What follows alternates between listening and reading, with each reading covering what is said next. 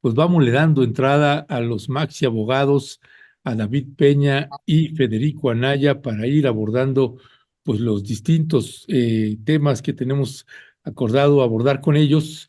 Y yo nada más comentar también, y de hecho eso es la carátula que ponemos el día de hoy, la carátula del programa, y que es que finalmente pues Xóchitl Gálvez hizo lo mismo que Santiago Taboada. Es la misma estrategia, Operación Pinocho.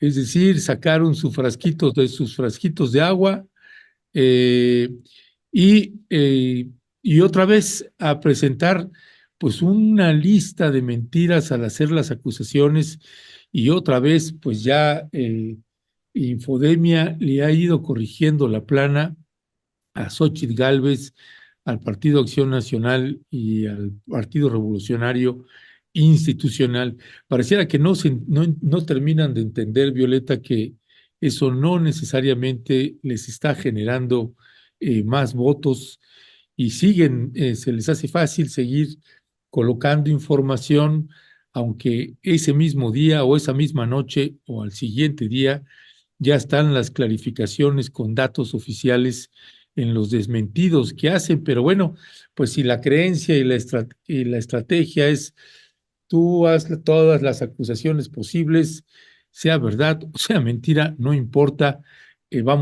tú haz las declaraciones, ahorita hay millones de personas viéndonos en este debate y eso es lo que va a quedar en el imaginario de quien te está escuchando. Pues esa es al parecer la creencia, ya estaremos escuchando comentarios y le vamos dando la bienvenida, si te parece, Violeta, a nuestro querido Maxi abogado Federico Anaya y que también pues, nos dé una opinión general así de cómo vio el debate. Buenos días, Federico. Buenos días, compañera, compañero y a toda la audiencia. Buenos El, días, Federico. el debate estuvo de alguna manera un poco más interesante porque el formato fue un poquito más flexible que el anterior. Y sin embargo, también había un elemento de aburrición porque ya sabíamos, nos lo había anunciado una de las candidatas, Gálvez, que iba a ir al ataque y así lo hizo. Y lo razonable, de acuerdo con el manual de elecciones, en las democracias liberales es que la puntera lo que hace es no caer en la provocación y tratar de aparecer como la más razonable, la más preparada, etcétera. Y eso fue lo que hizo la candidata Sheinbaum. Y un detalle, no habría que echar en saco roto que hay un tercer candidato. Y el tercer candidato aprovechó para también hacer propuestas, pero mucho menos simpáticas que las del candidato de Movimiento Ciudadano en la Ciudad de México. Que por cierto, hay una cosa muy injusta y que tengo que regresar a los videos de este debate, porque hay un momento donde Maynes saca unas fotos de que hablan de la propuesta de abrir el río de la Piedad, que es el actual viaducto. Y se vio muy rápido, pero parecía que era un gran río. Bueno, el río de la Piedad nunca fue un gran río, era más bien un arroyo.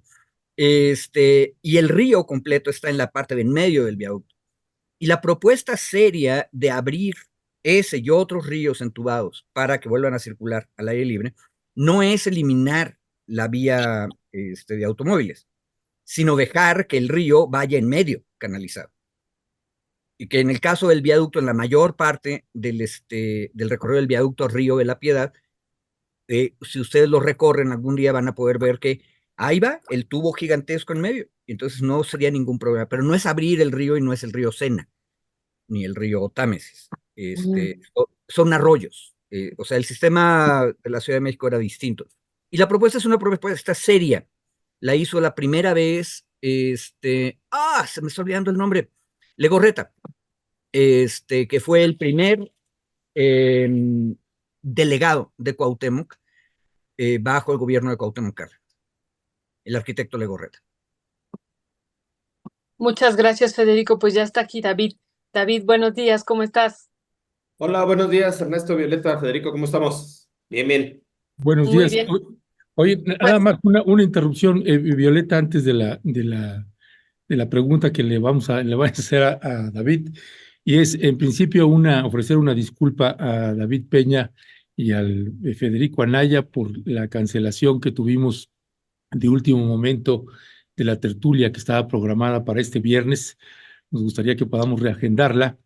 Fue un asunto estrictamente personal y familiar que tuvimos que cancelarlo de último momento, así que pues les ofrecemos una disculpa a la audiencia. Alcanzamos, si bien no a todas y a todos, se alcanzó a avisar a la mayoría que tenía reservación, así que pues una disculpa a quienes no se les alcanzó a avisar y ya habían o ya estaban en camino o ya habían llegado. Así que pues una disculpa y una disculpa a ustedes, mis queridos Maxis. Esperamos poder agendarla este viernes, al siguiente, en fin, ya sería cosa que nos pongamos de acuerdo, pero ya quería hacer esa aclaración. Gracias. Pues David, Sin problema. Ahí estamos puestos. Tal cual. gracias, David. El día de ayer, pues tuvimos este debate y este postdebate. No sé si lo alcanzaste a ver. ¿Cuál sería tu impresión de este debate, incluso compararlo con el anterior debate, y qué esperaríamos hacia al que sigue, David, a partir incluso de estas encuestas que acabamos de presentar? Mira, yo coincido justo con lo que decía Federico de esta estrategia de golpeteo, digamos, este último mes ya de la campaña empieza, pues ya justo es el último mes de la campaña, las últimas 4 semanas que restan. Creo que la estrategia va a ser por parte de la oposición, va a ser muy sincronizada en ese sentido, o sea, van a estar diciendo que a colocarse como quienes pueden alcanzar, pero están siendo atacados.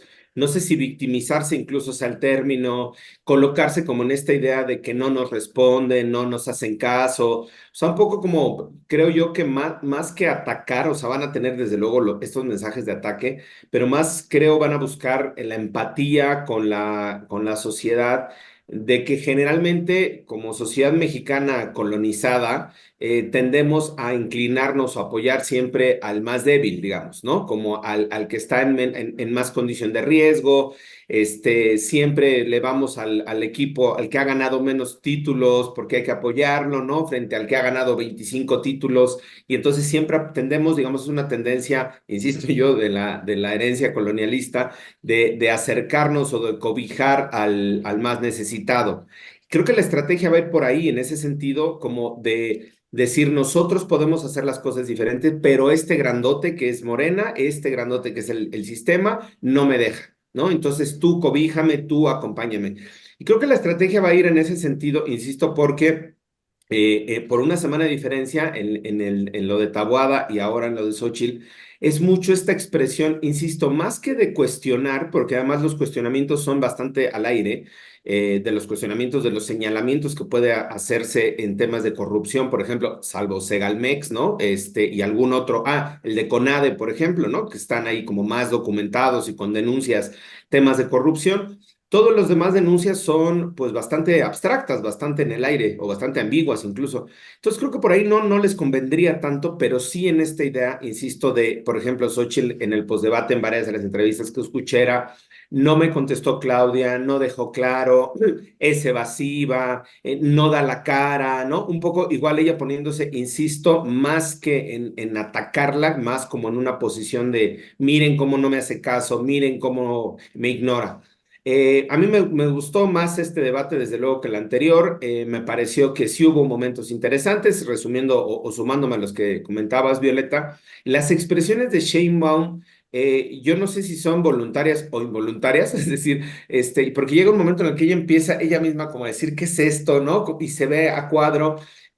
Me parece que esos son momentos igual como interesantes para poderlos analizar y finalmente decir que la estrategia que se está siguiendo en ambos lados, en los tres, yo también sumaría a Maines. Coincido con el tema de las canciones, las campañas, el tema en redes, no le da obviamente en temas de contenidos. A mí me gustaron un par de propuestas que incluso hizo Maines el día de ayer, bastante acertadas, también me parecieron interesantes. Me sorprendió el detalle que presentó Sheinbaum en el tema de infraestructura, eso me gustó mucho también. El detalle de carreteras, aeropuertos, puertos, tramos, no sé cuál, eso me pareció muy interesante en términos del dato, más allá del dato estadístico, como la definición o sí, la definición que ya se tiene sobre la infraestructura, eso me gustó. De Xóchitl me parece que abusó en los cartelitos. Ya llegaba un momento en el que era como otro cartelito, ¿no? Otro letrerito. O sea, creo que ahí esa parte ya no se rompió. Creo que si ella iba a atacar como iba, tenía pues discursivamente muchos elementos para poderlo hacer, lo hizo, pero en el abuso esto de los cartoncitos y las cartulinas creo que rompía un poco el sentido pues de la formalidad del debate también, ¿no? Creo que en términos generales igual ya sabemos que los debates, en este caso lo vieron varios millones de personas, no cambiará tanto la dinámica, pero creo que sí va a marcar la dinámica y la tónica de estas 4 semanas ya en campaña. En territorio, creo que vamos a estar viendo mucho esto desde las alcaldías hasta la presidencia de la República. Gracias, gracias, mi querido David. Mis queridos Maxi abogados, entrando en materia, me gustaría que pudiéramos iniciar con el tema de Francisco Javier García, Cabeza de Vaca, esta novela que no termina y no termina y otra vez otro consigue 2 amparos.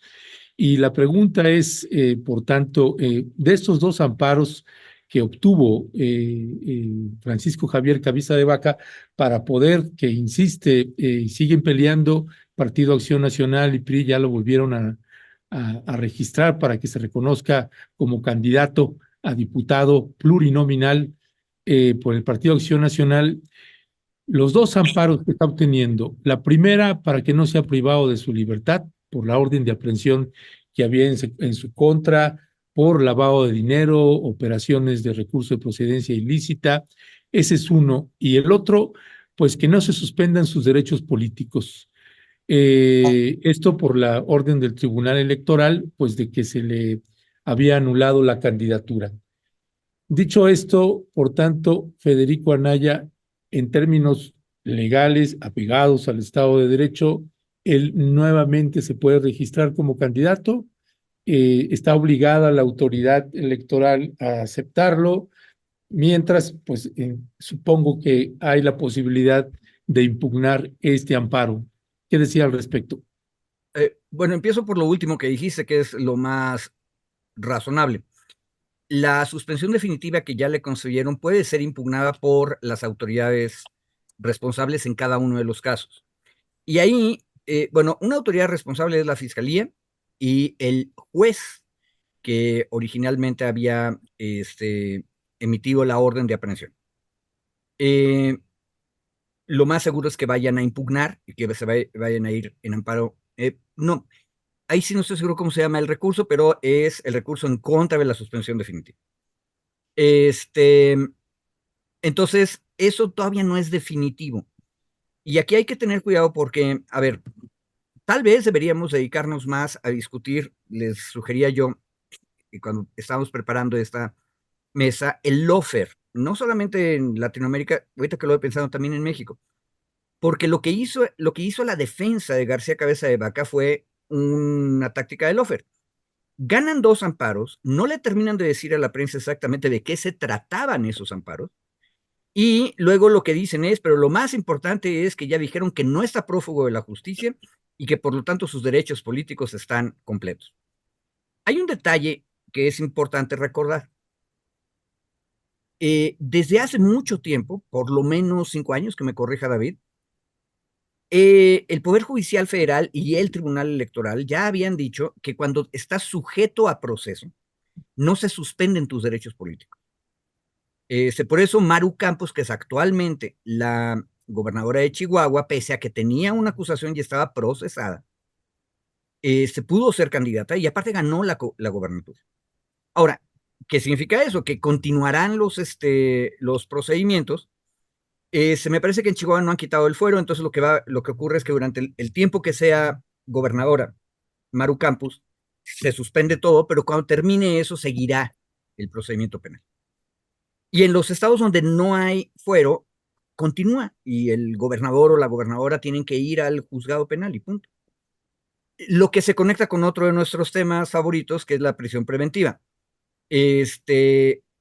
La regla general es que no debe haber ninguna prisión preventiva, que solamente por ultra excepción debería haber privación de la libertad mientras estás en proceso. Por lo tanto, la gente puede seguir haciendo sus cosas. Solo por sentencia definitiva te pueden quitar los derechos políticos. Ahora bien, todo eso que acabo de decir ya lo había discutido el Tribunal Federal Electoral del Poder Judicial de la Federación, el TRIFE, y ya había decidido que en el caso de García Cabeza de Vaca, y ojo, el argumento que se filtró a la prensa y se discutió es, son tan graves los delitos que en este caso sí tenemos que quitar la candidatura. Lo cual es como moverse un poco del criterio que les acabo yo de decir.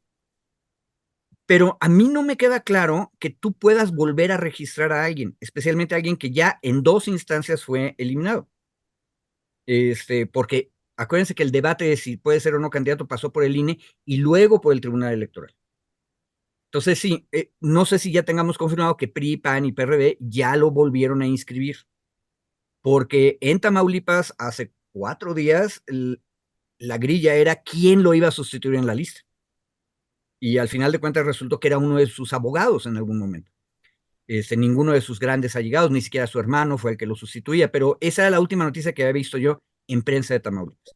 Entonces, a mí no me queda claro qué tanto se salió el Tribunal Electoral de su criterio anterior y si realmente estamos oyendo toda la historia completa, porque a mí mi sospecha es que lo que tenemos en prensa es la versión de los abogados de García Cabeza de Vaca, y eso en mi tierra se llama lofer. Nos están diciendo su versión de los juicios de amparo que ellos ganaron. Y 1, todavía falta una instancia más para revisar esto. 2, estamos hablando de la suspensión, es decir, de la cosa chiquita dentro del juicio de amparo, todavía falta ver cómo termina el amparo. Y 3, ¿esto qué tiene que ver con la candidatura? No me queda claro, porque no tiene mucho sentido de que ya hayas recorrido INE, TRIFE y cierras la candidatura y hasta pides la sustitución de la candidatura y hasta los partidos ya lo sustituyeron con el abogado que les digo y ahora lo vuelven a inscribir. O sea, lo que va a terminar pasando es que no van a tener a ninguno puesto ahí en ese renglón de la lista. Pero esa es mi opinión, en medio de la niebla. Ok. Muchísimas gracias, Federico. Pues una duda muy, muy grande. Ya habíamos abordado este tema aquí con Marta Olivia, la periodista, la famosa periodista de Tamaulipas, y que da un seguimiento muy importante en su portal en un 2x3 y en otros espacios. Y nos había comentado algo que se está recuperando nuevamente ahí en ese portal, estas declaraciones que hace Sergio Gutiérrez Luna, perdón, este representante de Morena en el INE, de que esta sentencia, ella dice, bueno, evidentemente, ella retomando a Gutiérrez, señala que esta sentencia ya era una sentencia firme y definitiva del Tribunal Electoral y que entonces eso, David, y que esa es la pregunta, pues ya hacía que esto fuera irrevocable. Y entonces, ¿qué está pasando pues con esto? Es una declaración, como lo está diciendo ahorita Federico, a nivel pues mediático y que pretende ser eso y que esta sentencia firme y definitiva del tribunal ya no puede ser revocada. Mira, justo ahí está el tema, me parece, creo que más interesante o sea, más allá de si se queda en la lista o no, si se baja o no, si se reinscribe o no, creo que hay una interpretación y aquí, si algo han tenido los abogados de Cabeza de Vaca, ya lo hemos dicho aquí, es estas chicanas jurídicas, ¿no? Estos que meten, suben, sacan y así lo han mantenido, digamos, fuera de la cárcel. La resolución del Tribunal Electoral, en el caso de Cabeza de Vaca, es por estarse en el supuesto, o según el tribunal, estar en el supuesto que establece el artículo 38 de la Constitución, y lo quería leer, el artículo 38, fracción quinta. Dice, los derechos o prerrogativas de los ciudadanos se suspenden, fracción quinta, por estar prófugo de la justicia desde que se dicte la orden de aprehensión hasta que prescriba la acción penal. Y digamos, y ahí termino la cita, ¿no? Es interesante porque este texto como tal no está adecuado o no está ajustado al actual sistema de justicia penal. Por ejemplo, cito, la segunda fracción de este mismo artículo dice que se suspendan los derechos del ciudadano por estar sujeto a un proceso criminal por delito que merezca pena corporal o contar desde la fecha del auto de formal prisión. Ya no hay auto de formal prisión en el sistema penal actual después del 2008. Es decir, este artículo 38 de la Constitución no fue reformado conforme a los tiempos y al nuevo procedimiento de corte penal en el que ya tenemos actualmente en México. Por eso, la orden de aprehensión en ese momento tenía una finalidad distinta a la que hoy tiene. Hoy la orden de aprehensión es solo un mecanismo o una vía para llevarte a juicio o para llevarte al proceso. Antes la orden de aprehensión era el mecanismo para detenerte, evitar que te fugaras y conducirte a prisión o conducirte ante un juez, ante un proceso. ¿Cuál es la diferencia que hoy puedes tener para que te lleven ante un juez? Puede ser un citatorio, puede ser una comparecencia, puede ser una orden de aprehensión también, pero solo son vías o formas para conducirte ante un juez.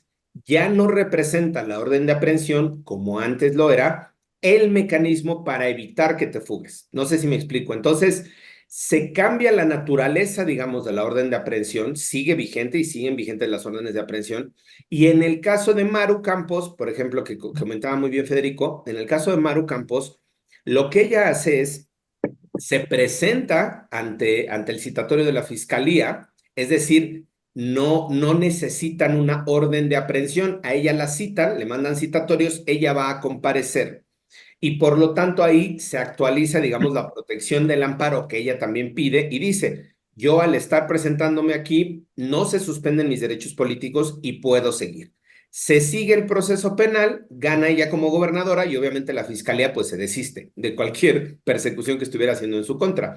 En este caso, la información que nos dan los abogados de cabeza de vaca es, se ganó primero un amparo diciendo que no era prófugo de la justicia, que es la fracción quinta del artículo 38 de la Constitución. Por eso es, digamos, el detalle del fraseo, o sea, no está toda la información completa, pero el detalle del fraseo va a pensar que con esta suspensión de amparo, lo que podría hacer en el caso de PRI-PAN-PRD es volver a inscribirlo, justo como decía Federico, es decir, no combates o no puedes atacar o combatir la decisión del Tribunal Electoral porque son inapelables. No vas a presentar un recurso para combatir esa decisión. Lo que haces es, me bajaron a cabeza de vaca porque era prófugo de la justicia, sí, vuelvo a inscribir a cabeza de vaca con una suspensión de un amparo diciendo que no es prófugo de la justicia. Y tendría que volver a calificar el Tribunal Electoral esa misma inscripción si ahora con la suspensión está conforme al 38 de la Constitución, párrafo quinto, o no. Es bastante, digo, el intríngulis, la complejidad, pero lo que Oye, tendría que hacer, creo lo que tendría que hacer es, perdón, volverlo a inscribir ahora con la suspensión y decirle al tribunal, hay una persona que se llamaba Francisco, no sé qué, cabeza de vaca, que tú dijiste que era prófugo de la justicia y que estaba en la fracción quinta del 38 de la Constitución, yo te estoy presentando que esa persona tiene una No suspensión. es. Exacto, tiene los derechos políticos y que puede volverse a inscribir o que se tiene que inscribir. Insisto, ya no combatiendo o contraatacando la decisión del tribunal porque es inapelable, pero sí volviéndole a inscribir para que ahora, pues con esta suspensión, ya no tenga ese impedimento. No sé si me hice bolas, creo que yo también me no, hice no, bolas no, un no, fue, poco. fue Ahí buenísimo. nada más nada más un paréntesis de esto. Entonces, esto que nos decía Marta Olivia es así. Esta sentencia firme y definitiva es inapelable de la del tribunal. Esa ya no se puede. O sea, se Ese ya no tendría se que puede dar. combatir. Ese ya no se puede Perfecto. combatir. Todas las decisiones del Tribunal Electoral en sala superior son inatacables. Las salas regionales se pueden revisar en la sala superior, pero las de la sala superior ya son inapelables. Pero sí, inapelables, inatacables. Oye, Muchas oye, gracias.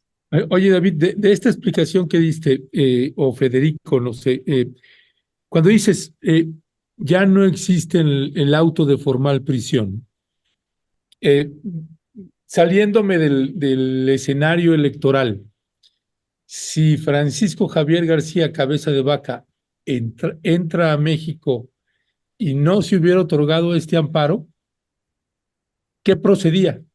con Francisco Javier García Cabeza de Vaca. No se le podía detener, se le podía detener. A ver, Y ahí me confundí en eso, Federico. a ver, una cosa, si nos quedamos en el caso capaz de que avanzamos un poco más. La Fiscalía General de la República siempre hizo muy mal su trabajo con el ex gobernador de Tamaulipas, porque cuando era gobernador lo acusó por un desvío de recursos aparente, uso de recursos de procedencia ilícita, para comprar un departamento acá en la Ciudad de México, en Santa Fe. Ese delito no tenía pegado ninguna prisión preventiva oficiosa. Entonces, a ver, no existe el auto de formal prisión, pero sí existe el auto de vinculación a proceso. Aquí complemento la explicación teórica de David. Son diferentes cosas, pero estar vinculado a proceso, es más, la expresión estar vinculado a proceso ya se utilizaba en términos teóricos de derecho penal desde hace muchas décadas, desde antes de que tuviéramos el nuevo sistema penal acusatorio. Se utiliza ahora de manera formal dentro del sistema penal acusatorio para distinguirlo del auto de formal prisión, porque efectivamente son cosas distintas. Pero, a ver, que ya no existe el auto de formal prisión no significa que no te puedan aprender. Pero la primera acusación de García Cabeza de Vaca no implicaba prisión preventiva oficiosa, que es la compra, al parecer, con dinero mal habido de un departamento. Sin embargo, cuando sale de gobernador, la Fiscalía General de la República, tarde, mal y nunca, como decía mi padre, hizo una nueva acusación donde le acusa de delincuencia organizada. Ese delito sí está en el artículo 19 constitucional y por lo tanto, en el momento en que García Cabeza de Vaca, él voluntariamente llegara ante el Tribunal Penal, el Ministerio Público podría decir, oye, juez penal, le toca prisión preventiva oficiosa.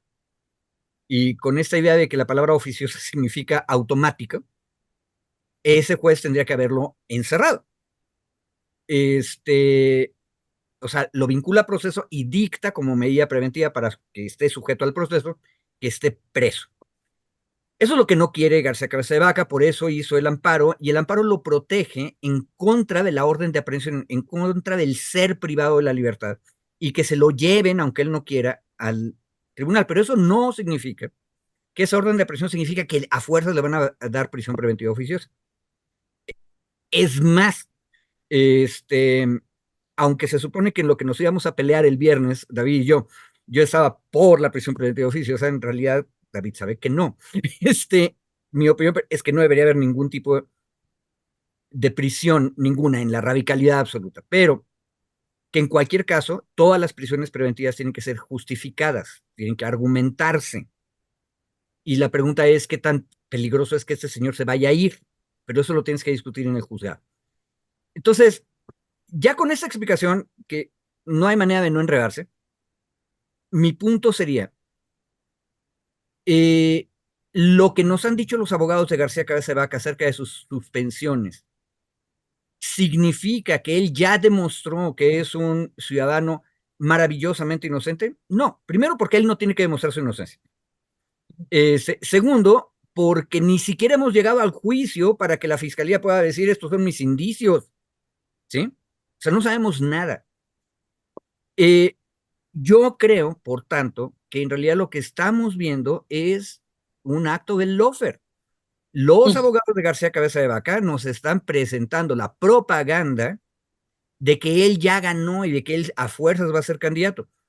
Y mi opinión personal como politólogo, no como abogado, es que entonces tenemos que juzgar a García Cabeza de Vaca y a los partidos que lo apoyan en términos políticos. Lo que nos están diciendo estas personas es que un mal gobernador, porque creo que si estuviéramos entre frailes franciscanos, o sea, todos buenas personas y medio hippies, no podríamos decir que García Cabeza de Vaca haya sido un buen gobernador, fue un mal gobernador por muchas razones, no las enumero. Y es un mal candidato en ese sentido. Los partidos políticos deberían evitar tener candidatos de esa calaña, que es una muy mala calaña. Y lo que están haciendo estos abogados es decirnos, sí, pero nosotros ya logramos que tenga una suspensión. Lo que nos está diciendo es que es un candidato de mala calaña, con muy buenos abogados, y nos convencen a todas las personas que creemos firmemente que los abogados deberían ser desterrados del país, todos, incluyo yo, que no vale la pena oír a los abogados, porque son doble cara, torcidos, nos enredan. No creo, honestamente, que sea un buen candidato. Sí puede pasar lo que dijo David, van a volverlo a inscribir, la parte contraria se va a volver a enojar, va a llegar otra vez al tribunal y vamos a ver al tribunal haciéndose bolas otra vez, porque ya se hizo una vez bolas, cuando medio cambió su criterio, de Maru Campos a García Cabeza de Vaca, podría ser el título de un artículo sobre eso, y ahora de García Cabeza de Vaca 1 a García Cabeza de Vaca número 2, a ver si cambian otra vez su criterio. Pero es chicanas. Así le dicen los no abogados a esto, chicanas. Chicanas. Pues antes de pasar con David, Federico, yo quería preguntarte también justo esto del lawfare, esto que tú estás haciendo referencia en América Latina, esta guerra judicial que también pues ya la hemos estado viviendo en otro sentido aquí en México y vemos que se está construyendo también pues esta idea. Y en América Latina, Federico, pues vemos que esta guerra judicial ha sido para quitar, ¿no? Algunos presidentes, para no dejar llegar a algunos candidatos. En este caso, y bueno, enjuiciarlos y encarcelarlos, como lo vimos, por ejemplo, en el caso de Lula y cómo destituyeron previamente a Dilma Rousseff. Pero en el caso de García Cabeza de Vaca, ¿cómo estaría aplicando esta situación de lawfare, esta guerra judicial, Federico? Muy sencillo para no quitar más tiempo a David. El lawfare no es nada más atacar a mi enemigo, es defender a mis amigos. Enredar los juicios en los que estén involucrados para hacerlos aparentar inocentes. Igual que en el otro caso, enredo el proceso penal para aparentar que son culpables. Entonces, esa es la idea que tengo yo. En este caso, estamos ante el lawfare porque estamos viendo una manipulación de procedimientos jurisdiccionales.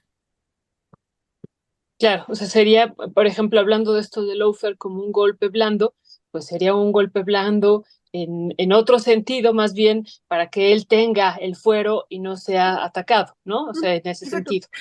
Ok, pues bueno, interesante, yo no lo había visto así. Pues David, hay otro tema también. Si tú quieres complementar de este o pasamos al otro tema, David, pero bueno, creo que mejor quieres complementar de este, ¿verdad? Breve, nada más, es un comentario justo lo que decían. Yo creo que ahí difiere un poco de Federico en el tema del lawfare, me parece que es más amplio. Coincido, es la utilización del sistema en sí mismo puede encuadrar, digamos, en una parte del lawfare. Me parecería que el otro tendría más un sentido, no tanto de protección, sino de, como lo decías, Violeta, como de quitar al adversario, ¿no? Pero digo, creo que hay más de cuestión de análisis de la forma, pero no hay mayor sustancia. Lo que sí me parece importante comentar ahorita, justo que estaba diciendo Federico, el análisis, y perdón que lo vincule al tema del debate, pero me saltó que ya no escuché en la narrativa de Xóchitl y de Taboada el tema de la excesiva violencia en la campaña como causa para una eventual anulación de la campaña. O sea, ese me pareció, fue en el primer debate de Xóchitl, era la violencia contra los candidatos, la violencia, la violencia, la violencia.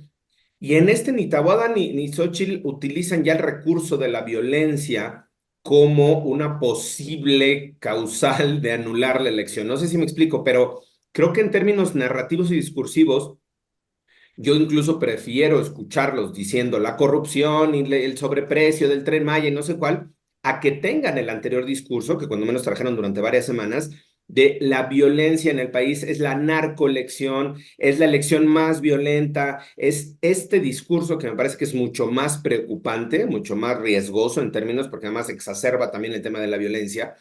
Creo que ahí ya hubo un cambio, no sé si por encuestas o por Oye, análisis.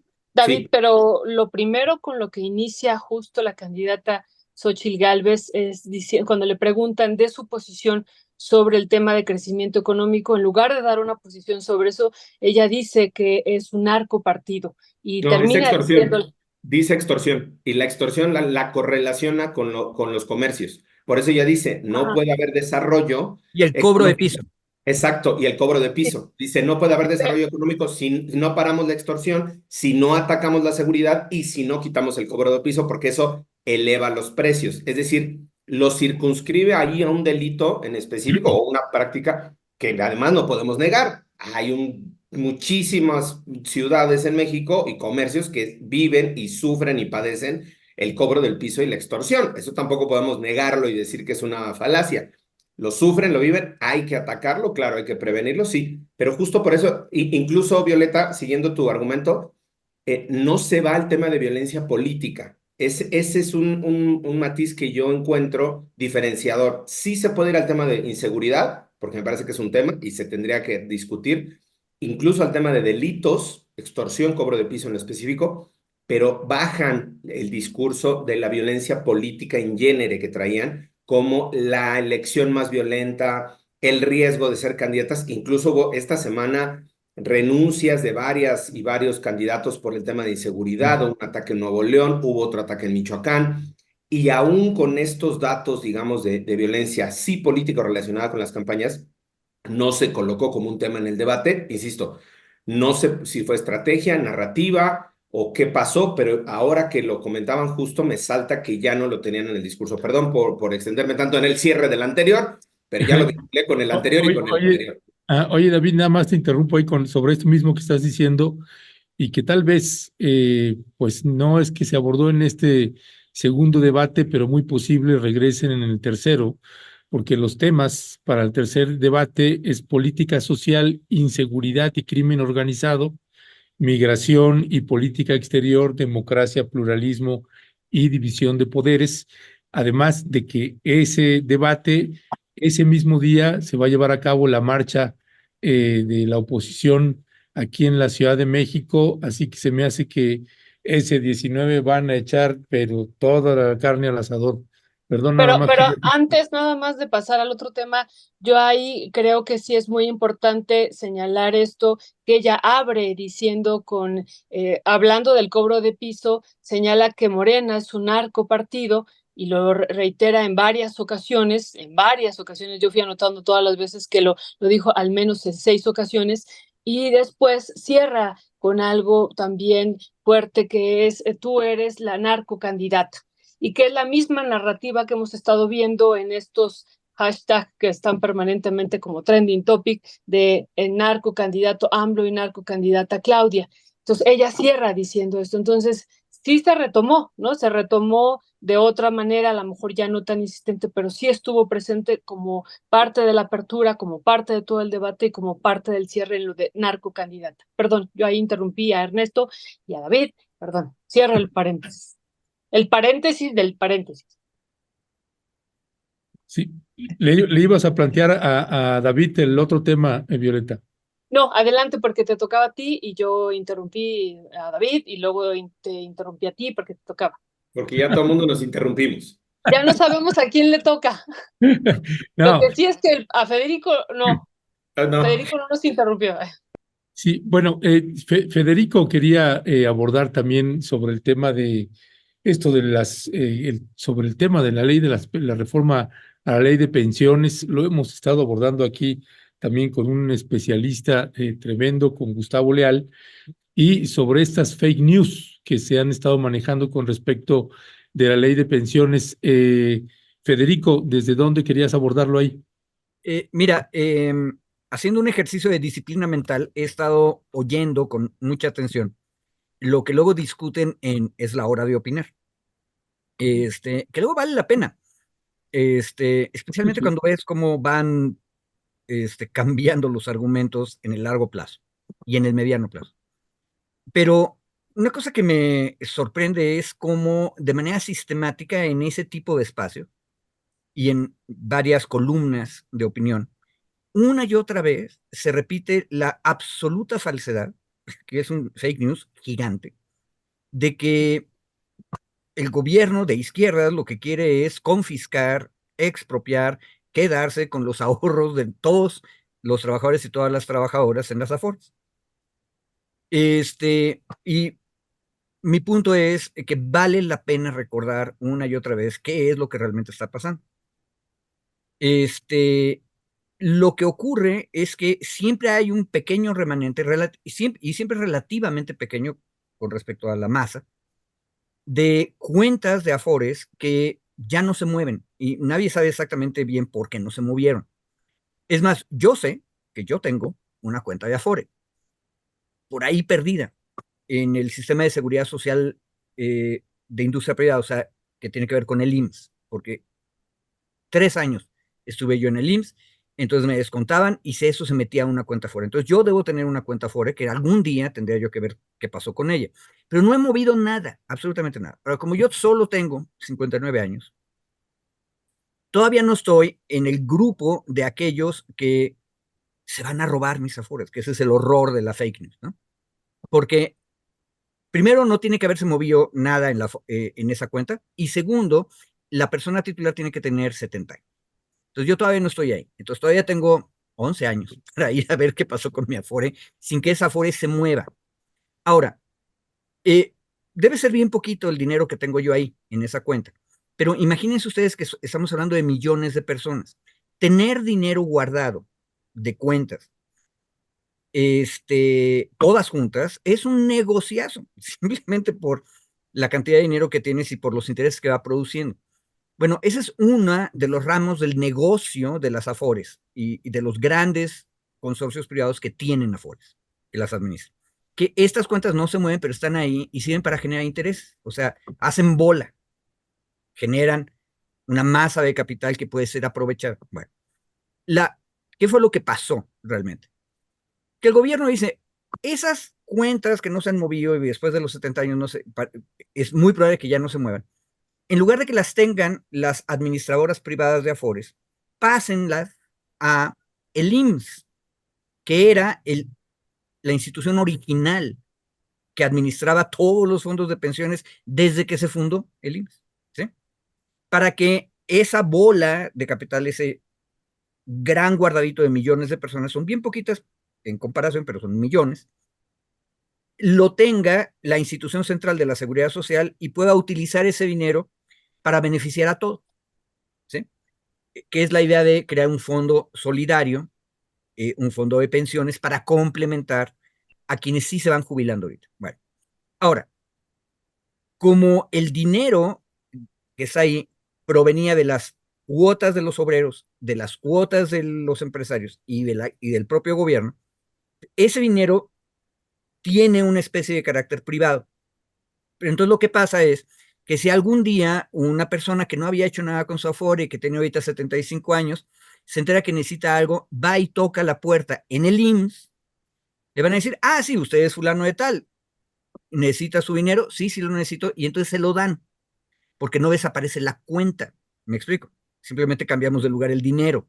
En lugar de que lo tenga guardado, y lo que sigue es obviamente un acto de propaganda política e ideológica, en lugar de que lo tenga guardado Salinas Pliego en su Afore, que lo tenga guardado el IMSS en beneficio de todos. Eso es lo que cambió. Y sin embargo, el discurso en todos los espacios que dije de la derecha sigue con la fake news diciendo el gobierno se va a robar todas las Afores, todas, lo cual causa pánico. Y es exactamente el mismo tipo de propaganda equivalente a la violencia puede anular la elección. Y ahora la corrupción es lo que está mal. Y hay una candidata de la mentira y una candidata de la verdad. Están haciendo fake news y polarizando. Por cierto, a mí me da risa porque estos que están polarizando ahora son los que se llevaban ya 4 años y medio quejándose de que el presidente polarizaba en las mañaneras. Pero bueno, así es la política, ¿verdad? Muchas gracias, Federico. Pues justo parte de las mentiras del día de ayer en el debate, pues fue eso, una de las declaraciones que hace así textual Xóchitl Gálvez, son bandidos, quieren robar las Afores en la 4T, ¿no? O sea, entonces, esta narrativa, pues, es de los espacios que, como tú dices, que están de manera permanente dando esta impresión de este robo, de este saqueo por parte de la 4T, y lo que decíamos también aquí de Margarita Zavala, ¿no?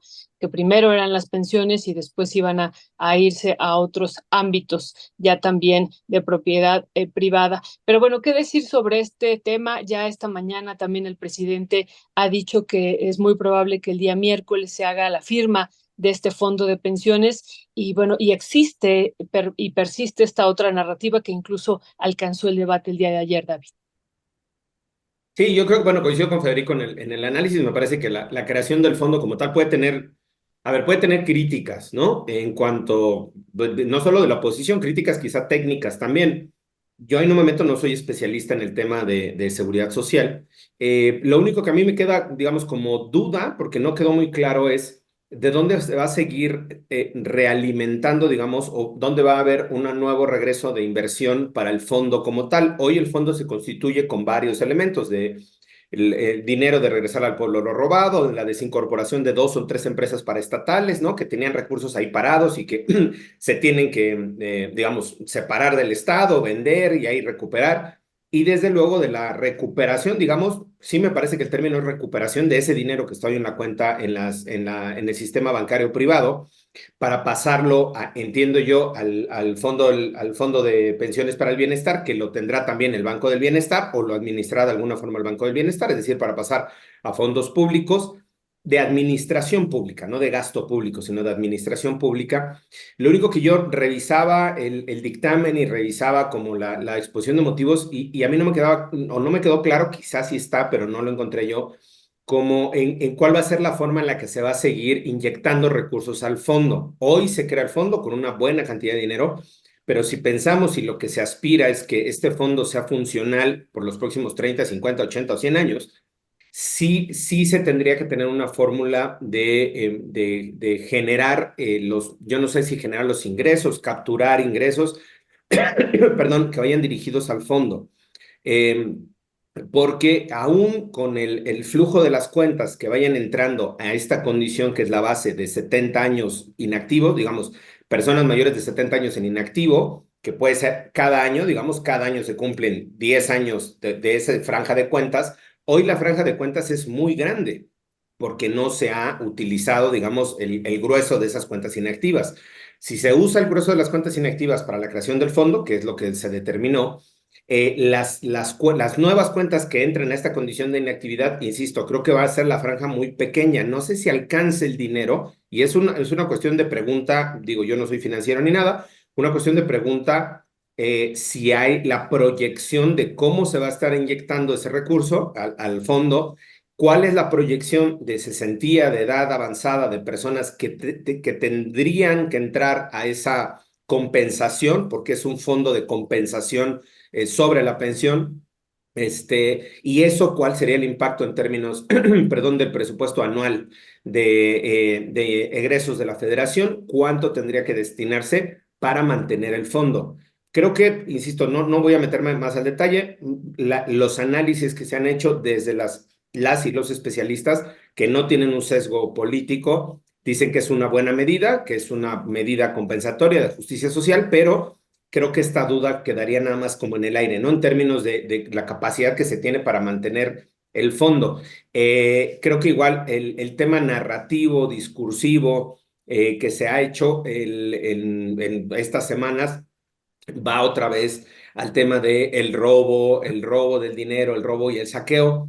Tampoco no sé qué tanto haya permeado, porque en términos gráficos, y aquí sí creo que lo explicó bien en la mañanera, se explicó bien en la mañanera, es decir, si ganas tanto, con este fondo ahora vas a ganar tanto, punto. O sea, es como muy simple la explicación.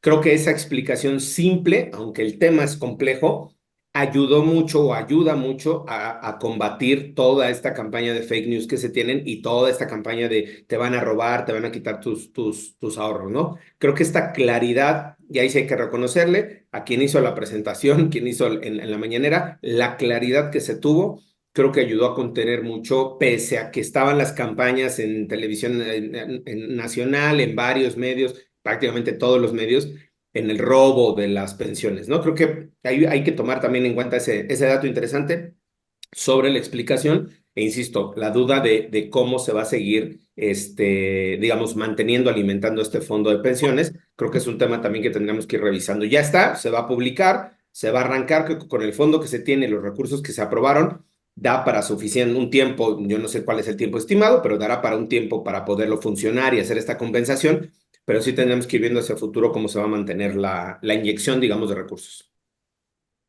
Ya, gracias, mi querido David.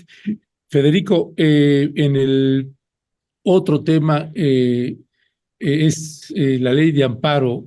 Habíamos platicado bueno, particularmente Violeta, le había tocado también platicar con David Peña sobre la ley de amparo. Y en este caso, en tu caso, ¿cómo estás viendo esta propuesta que se está haciendo?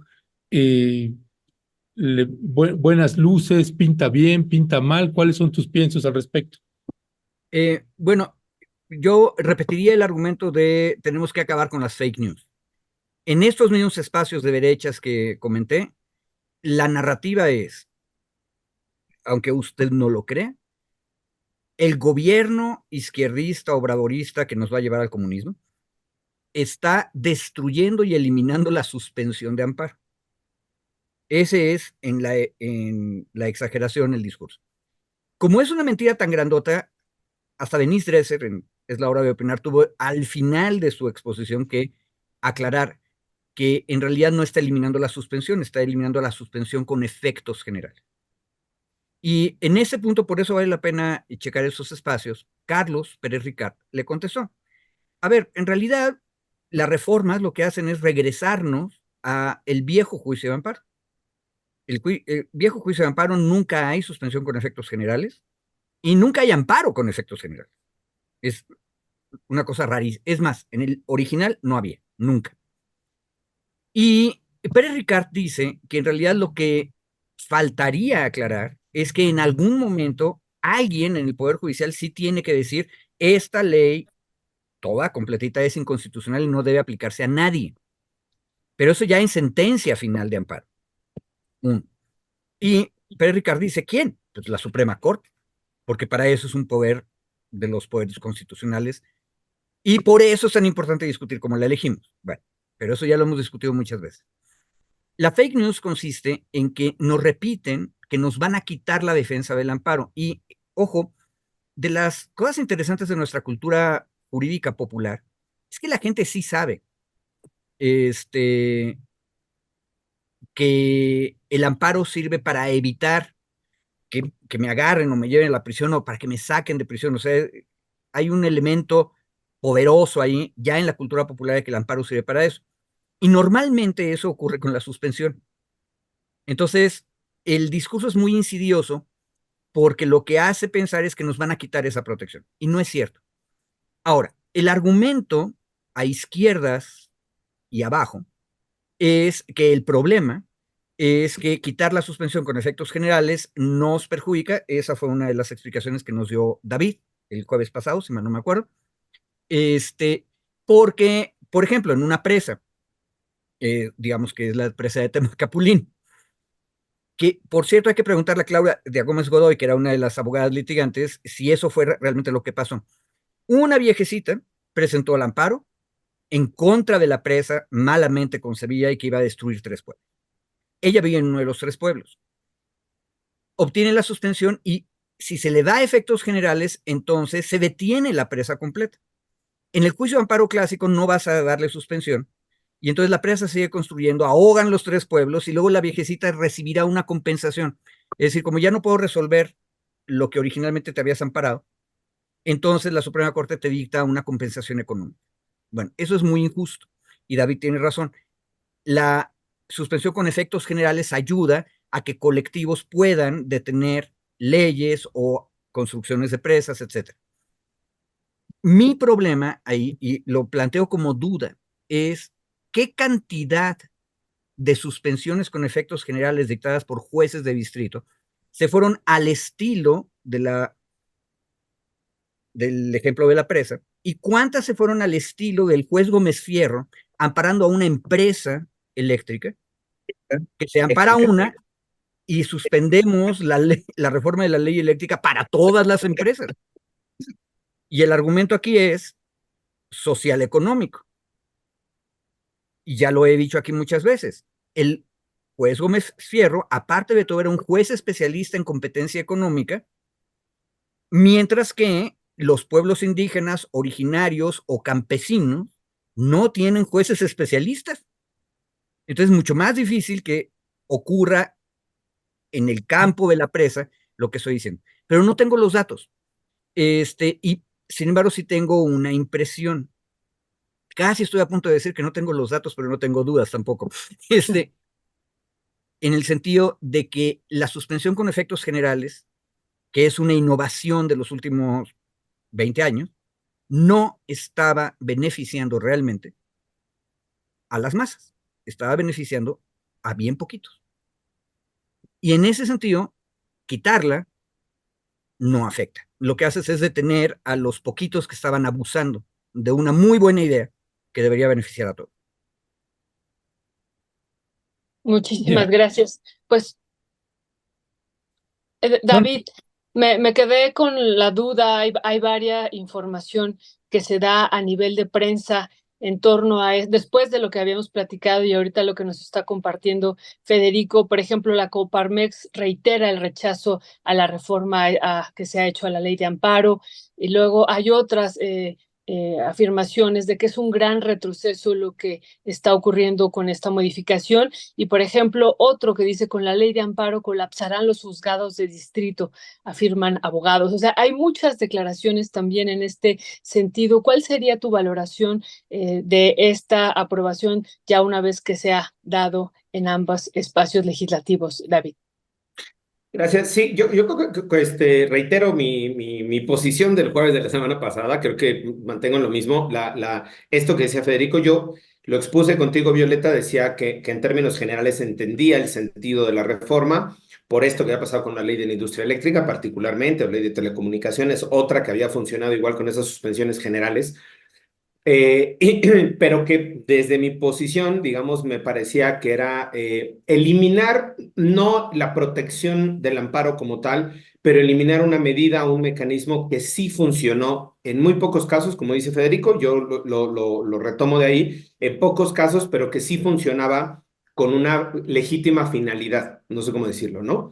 No en términos económicos, no en términos de competencia económica, sino en términos de legítimo derecho de defensa de tus derechos, de tu comunidad, de tu medio ambiente, de tu pueblo, de tu comunidad. Es decir, creo que sí tenía esta otra función también, probablemente es muy menor, yo tampoco tengo los datos de cuántos se han llevado, digamos, a efectos generales, pero a mí sí me parece en ese apartado específico que sí es quitarle una herramienta a grupos, organizaciones, defensa, colectivos, pueblos, comunidades que han estado o habían estado utilizando durante estos 10, 11 años esa figura y que les había permitido cuando menos enfrentar de alguna forma las políticas, no de este gobierno, sino de hace, insisto, 2 sexenios cuando menos atrás, estas políticas de imposición de proyectos sin consultas, sin pueblos indígenas. Creo que esa medida sí se elimina, porque ya se elimina de la ley de amparo, ya no se cuenta con esa herramienta.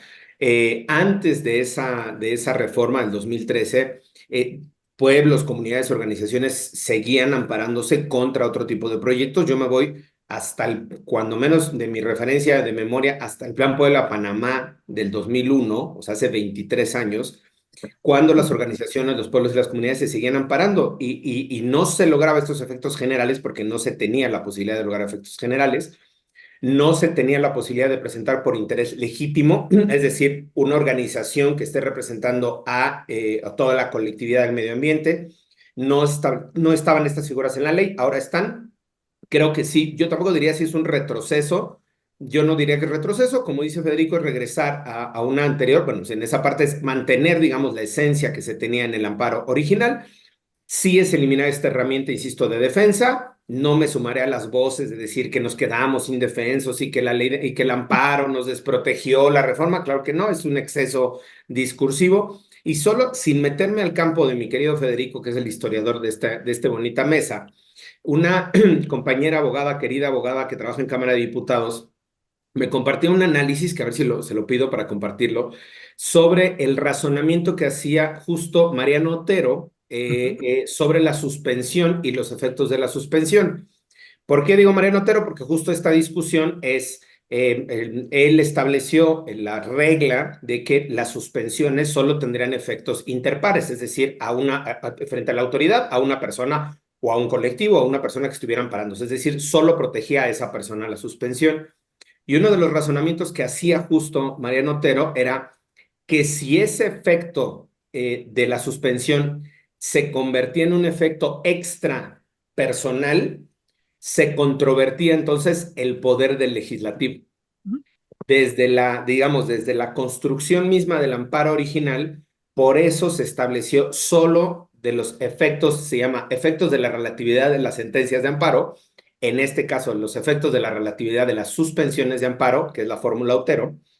Se estableció justo, perdón, desde la génesis de la suspensión que se tendría que ser 1 a 1, si no, entonces se perdía este equilibrio entre los poderes, porque lo que se buscaba el que el Poder Judicial protegiera a la persona frente a un acto de autoridad, protección de la persona frente a un acto de autoridad, no que controvirtiera los actos del Ejecutivo o los actos del Legislativo. Solo tu efecto es protector. Y por eso las suspensiones eran para proteger a la persona en lo individual, a la familia, al colectivo en lo individual, y no estos efectos. Insisto, yo los efectos, con efectos generales, las suspensiones me parecen buenas, me parecían, porque ya no van a estar en la ley, me parecían buenas para estos casos específicos, comunidades, pueblos, tal. Creo que es una herramienta que se nos quita desde la defensa de derechos humanos, pero bueno, al final entiendo yo, y con eso concluyo, la lógica desde la cual fue planteada, porque se pervirtió esa figura, se malutilizó esa figura de la suspensión con efectos generales, justo ahora, no para beneficiar a pueblos, a comunidades, defensa de derechos humanos, sino para privilegiar un grupo de empresas, ¿no? Que sí, que querían seguir o que quieren seguir lucrando con los bienes de la nación, y esta figura, al estar en la ley, pues ahora se utilizó, se pervirtió para proteger a estas empresas, insisto, y no para proteger solamente, como se había pensado originalmente en el 2013, a pueblos, a comunidades y la defensa de los derechos humanos, ¿no? Creo que ahí está el intríngulis, otra vez, el detalle fino de la reforma. Muchas gracias, mi querido David. Federico, ¿con qué cierras el Ah, día de hoy? bueno, mira, cerraría con un complemento, cultura general histórica sobre el juicio de amparo. Ya nos explicó David quién era Mariano Otero. En los libros de derecho le llaman a Otero el salvador del juicio de amparo. ¿Por qué? Porque cuando empezó el juicio de amparo y nadie sabía muy bien cómo iba a funcionar, sí hubo momentos en que los jueces de distrito trataron de echar abajo leyes de manera general. Y entonces el Poder Ejecutivo, que en mediados del siglo XIX estaba lleno de militarotes, y los congresos, tanto de los estados como el federal, se les ocurrió que pues mejor eliminaban todo el juicio de amparo. La fórmula de Otero lo que hace es salvar al juicio de amparo porque dice no se preocupen, no le quiten esa protección a los individuos, porque es nada más para cada individuo. Pero habría que mejorar. Nada más un detalle. Segunda cosa de tres que quería decir, ya dije una. Segunda, hay fake news por todos lados. Una de las noticias que dijo la compañera Violeta, lo estoy leyendo ahorita en XEU Noticias de Veracruz, quien está hablando son los colegios de abogados veracruzanos y declaran, lo único que van a hacer es colapsar los juzgados de distrito, porque ahora, por ejemplo, en Boca del Río solamente hay 4 juzgados y al publicar esta nueva reforma de ley de amparo, le quitan la posibilidad a los sindicatos y asociaciones civiles de interponer amparos por todo el gremio. Perdón, la reforma no tiene nada que ver con la cuestión de presentar amparos con interés colectivo, nada. Lo único que dice es que los jueces no pueden dar suspensiones de carácter general. Entonces hay que tener mucho cuidado y de nuevo la recomendación, si oyen a un abogado o a una abogada echar mucho rollo, incluidos nosotros, oigan con atención y critiquen lo que están diciendo y Oh, corroboren. Federico. No, no, sí, sí, ya tenemos que ser muy críticos en eso. Y No, nada más una otra cuestión. No se olviden de la recomendación de Pérez Ricard en Es la hora de opinar. ¿Debe haber suspensión con efectos generales? Sí. ¿Quién la debe ejercer? No un juez de distrito, ni siquiera los magistrados de tribunales colegiados. Tiene que ser la Suprema Corte, porque son cosas tan importantes. Si vas a eliminar una ley, la Suprema Corte que lo discute. Y esta idea de que la Corte Suprema, la Corte Constitucional en otros países, es la que tiene que tomar esas decisiones, está en el nuevo constitucionalismo latinoamericano. Y tiene que ver con otro tema que espero poder escribir más en Rompeviento, que es el lawfare en Ecuador.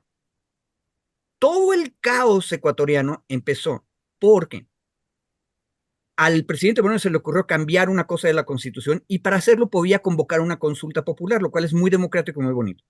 Pero esa consulta en el año 2017 tenía que ser revisada por la Corte Constitucional, que es la Suprema Corte de allá, para decir si es constitucional o no lo que se está preguntando al pueblo.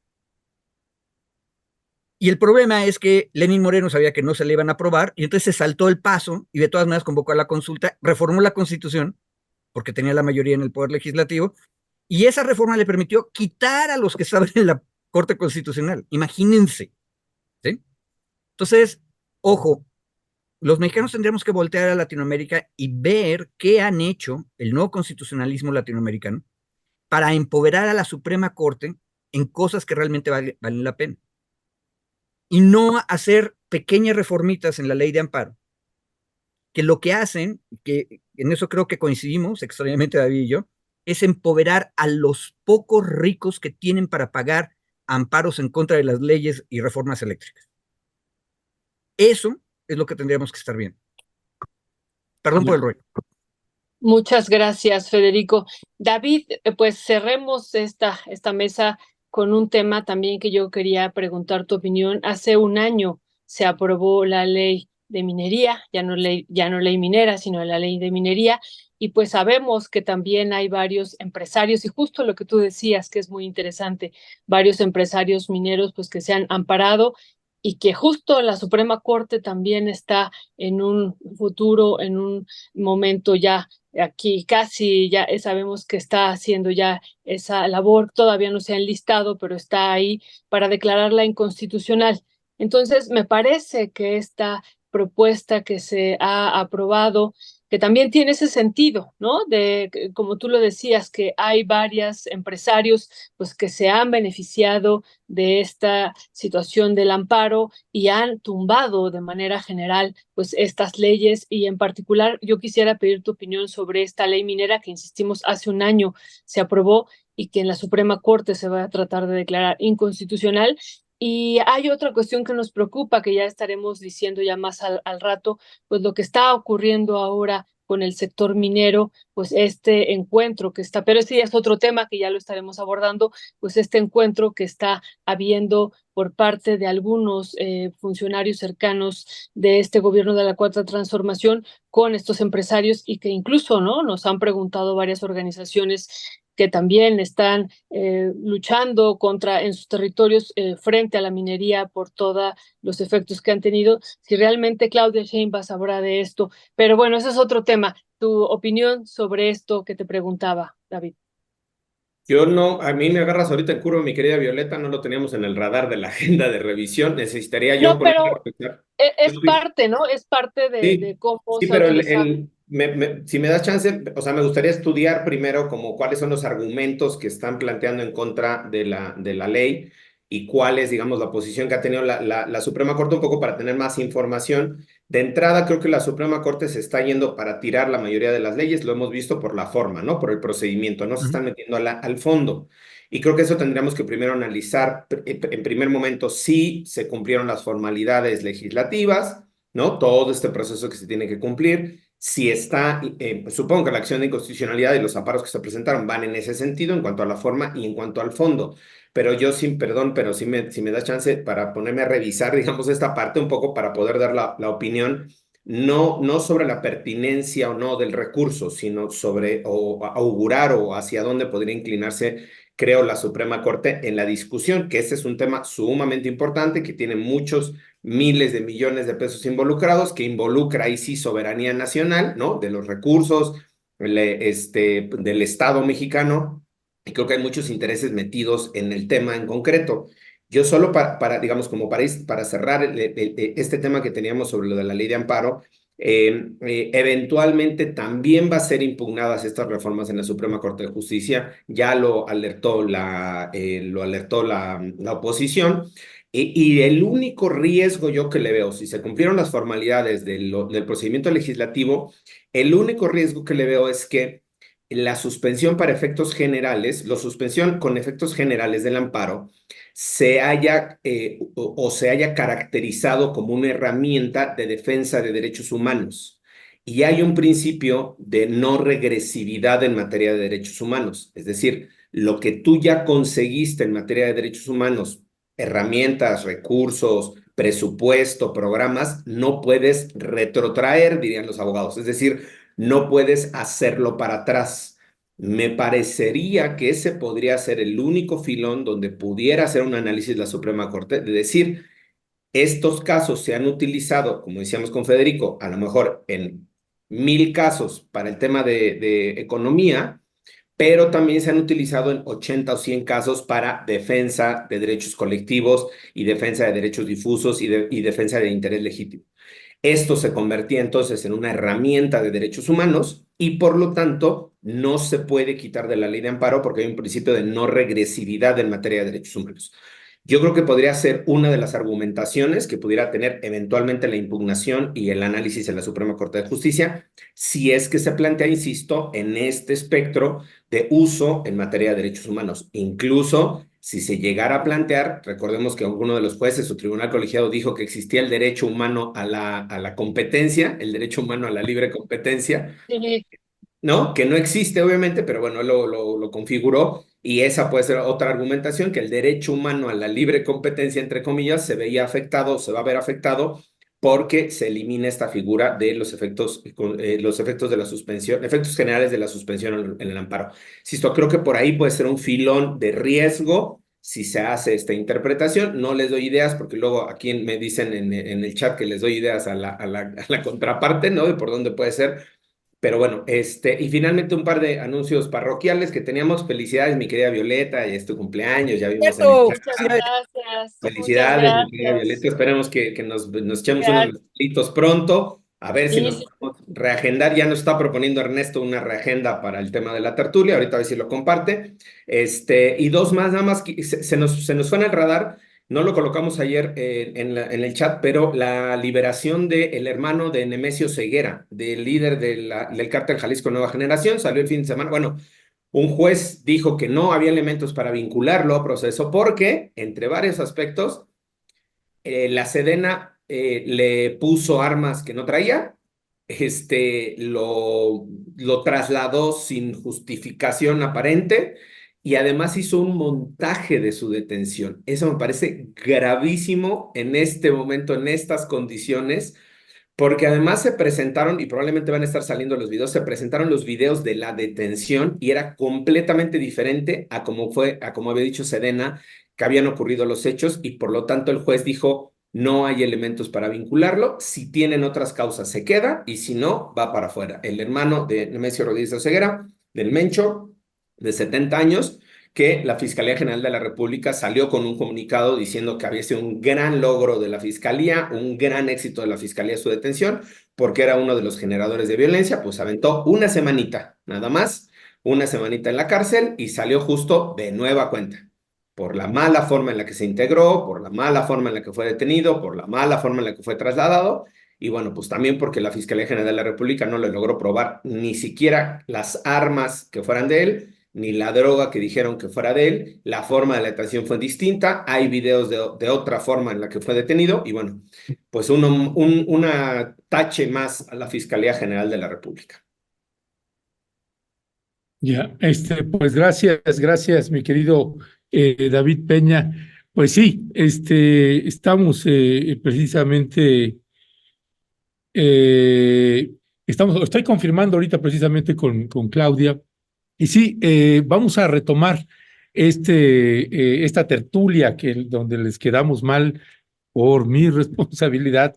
Para este próximo viernes tendremos algún invitado, estamos también esperando que nos confirme, pero entonces para este viernes sería la tertulia con los maxi abogados para abordar los temas que teníamos acordados, la prisión preventiva oficiosa, la ley de amnistía y no sé si se estará abordando también, por tanto, ahí la ley de amparo. Ya estaremos platicando ahí con los maxi abogados sobre eso. Y además, en otro de los anuncios es... Perdón, podemos hacerle como pronósticos deportivos más lo que se acumule esta semana para poderlo discutir el viernes también, ¿no? Sí, sí, porque hay ahí unos temas que habrá que ver qué es lo que se mueve ahí. Y otro asunto que quería comentarles también es que mientras estábamos ahorita en la mesa, pues empezó a salir, nos empezaron a llegar las notificaciones de distintos medios de comunicación. Ecuador contrademanda a México ante la Corte Internacional de Justicia por conceder asilo político ilegal Petro! por conceder asilo político ilegalmente al ex vicepresidente. ¡Wow! Y dice, los cargos planteados por Ecuador son incumplir normas de asilo político y diplomático y convenciones anticorrupción de las que son signatarios ambos países. A ver, perdón, pero tú lo metiste. Un comentario sobre eso. Hace un momento te dije, el lawfare en Ecuador empezó en el año 2017 porque Lenin Moreno decidió hacer una consulta popular inconstitucional porque no estuvo avalada por el Tribunal Constitucional. Y esa reforma le permitió cambiar, en resumen, toda la judicatura, o sea, a todos los jueces. Una vez que cambió a todos los jueces, empezaron todos estos procesos penales en contra de los correístas. Perdón, esto que acabo de decir así súper resumido, es lo que tiene que contestar México a esa demanda, porque la Convención de Asilo Diplomático dice, no puedes darle asilo diplomático a quien ya estés sentenciado, que es el caso de Glass, pero al final dice, salvo que haya motivos políticos. Y los motivos políticos que acabo de decir no solamente los repito yo o ustedes, si los convenzo. Lo dijo Zaffaroni, juez de la Corte Interamericana de Derechos Humanos en un voto disidente. Y lo dijo el relator especial de Naciones Unidas para independencia de jueces. Este cambio que hizo Lenin Moreno y que permitió acusar a todos los correístas de corrupción, de narcotráfico, de todas las cosas que ustedes quieran, le quitó independencia al Poder Judicial ecuatoriano y permitió a una facción política, que es la derecha, atacar a la izquierda. Eso en mi tierra se llama motivación política de la prisión. Y por lo tanto, por supuesto que procede el asilo. Qué bueno que demandaron, porque nuestra demanda de violaste mi embajada no nos permitía decir esto que acabo de decir, en resumen. Pero si ellos nos demandan por eso, por supuesto que tenemos que decirlo ahora. El lawfare existe. Ojo, y nada más un adelanto, el lawfare existe también del otro lado. El lawfare lo utiliza la burguesía para destruir incluso a los gobiernos de derecha, cuando los gobiernos de derecha no se disciplinan. Y así tumbaron a Lazo en Ecuador, que era de derechas. Pero entonces, qué bello. Le abrieron a México la posibilidad de argumentar algo que no podía argumentar en su propia demanda, ¿eh? Pues durísimo lo que estamos viendo, dice Federico Quevedo, pero yo digo durísimo lo que estamos viendo. Habíamos platicado también en este espacio de la posibilidad, ¿no? De que fuera extraditado, que bueno, México había declarado a través de su Cancillería que seguía el proceso de extradición del ex vicepresidente de Rafael Correa. Y bueno, pues ahora lo que vemos es que México está demandado y pues esto supongo que se va alejando, esta posibilidad de que sea extraditado a México, pues se va alejando eso por un lado. Y pues yo lo veo gravísimo. Ya nos está diciendo Federico que él ve esta otra posibilidad y esta oportunidad a partir de que ellos nos contrademanden en La Haya. Y luego lo otro, algo también que me parece también importante, pues es la demanda que se puso aquí en México, y esto también yo les quería preguntar al respecto, David, la demanda en la fiscalía que se puso por el trato que se le dio a pues el canciller mexicano, también al jefe de la Cancillería mexicano, ahorita se me olvidó su apellido, a Canseco, del trato que le habían dado pues los militares y la policía, que después ellos mismos también lo demandaron a él, diciendo que él había sido el que había atacado a la policía y al ejército. ¿Qué decir sobre esto, David? Yo creo que el tema, perdón, nos da para sumarlo al viernes si quieren. El tema de la denuncia en la Fiscalía General Es de la un República. temazo ese. Sí, el tema de la denuncia de Fiscalía General de la República tiene varios principios, un principio de extraterritorialidad, un principio de reciprocidad en términos judiciales. O sea, es muy complicado, digamos, que proceda aquí frente a lo ocurrido en Ecuador. Me parece que es un instrumento político. Pensaríamos que si tuviéramos una Fiscalía General de la República más proactiva y un poco más trabajadora, pues podría ser a lo mejor, se le llaman cartas rogatorias, solicitando información a la Fiscalía General del Ecuador para saber qué fue lo que pasó y un poco meterle presión.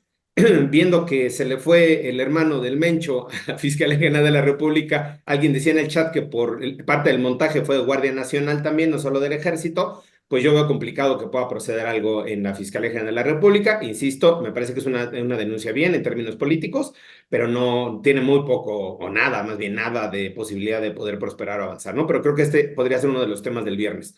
No sé, yo creo que tienen muchas ganas de seguir platicando porque son 11:30 y seguimos aquí. No, Pero ya acabó la mesa, perdonen, pero es que nos Sí, sí, sí. agendamos en los tiempos. Sí, sí, ya nos David, pensamos. muchas gracias por las lindas felicitaciones. Mil gracias. Y sí, ya nos También estaremos. felicidades.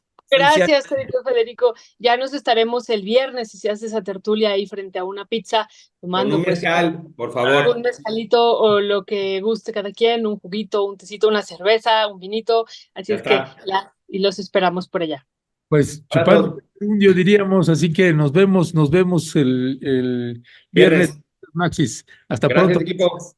Abrazos. Gracias a ustedes. Abrazo.